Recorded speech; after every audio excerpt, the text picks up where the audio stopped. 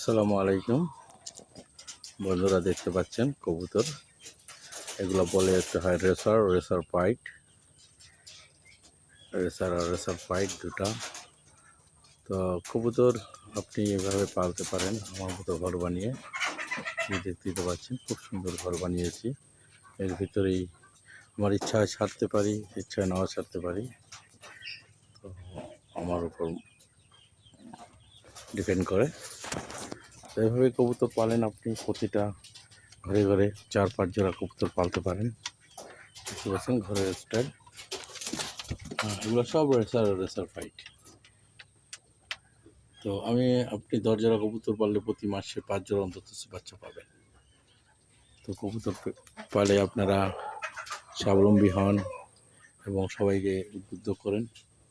এভাবে কবুতর আপনিও পালতে পারেন ঘরের আশেপাশে। এও একটা লাভজনক মোটামুটি। আর এই কবুতর ঘন্টা 4-5 ঘন্টা উড়ে, আর রেসার পাইট 18 ঘন্টা উড়ে। চেষ্টা করলে 18 ঘন্টা উঠতে পারে। সাদাগুলো যেগুলো দেখতেছেন এগুলো রেসার পাইট। ওগুলো খুব আকাশে অনেক উপরে উঠে যায়।